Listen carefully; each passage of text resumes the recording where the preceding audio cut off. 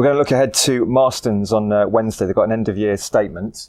What should be traders we're looking out for here? Yeah, it's sort of a tough time to be Marston's, to be in the pubs and dining sector. I think over the weekend, a coalition of sort of pub and dining owners urged Philip Hammond to sort of help out with the crisis that's sort of affecting the sector at the moment. Marston's chart sort of reflects that. I think it's down 12% this year. I think earlier in the year, I think at the start of September, it hit 6.5-year lows. Really doing poorly. However, I think it was its third quarter figures in July were pretty decent given all the doom and gloom around the sector at the moment. I think for the 42-week period, total group sales were up 5.2%, like-for-likes just about eked up 0.3%.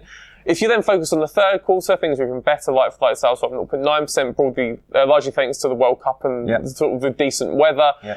Focus even further on that, on the 12-week period that excludes sort of the bad weather blighted April, and like-for-likes were up 2%. So there are signs of improvement at Marston's, if broadly thanks to the anomalous factors of the World Cup and the weather, basically. Yeah. In terms of its year-end update on Wednesday, investors are basically going to want an improvement in destinations and premiums. That's sort of one of its two key sectors, two key divisions, sorry.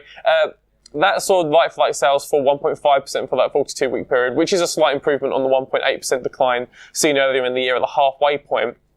And that came despite sort of the negative impact of the World Cup. Though the World Cup was a boost overall, for those sort of food-led pubs, I think the World Cup was a bit of a drag. I guess people choosing to go to the sort of the wet-led pubs, as they're called. Yeah. So any improvement on that, it's not going to. I doubt it's going to turn around completely positive, because it wasn't just the World Cup as a negative impact. But maybe if it gets down to like 1.4%, 1.2% for the third quarter in terms of that.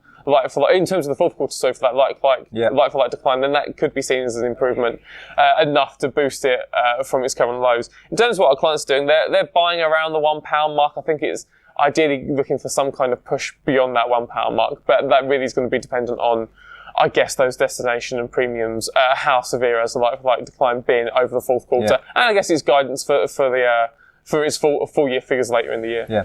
Okay. Thanks, Connor.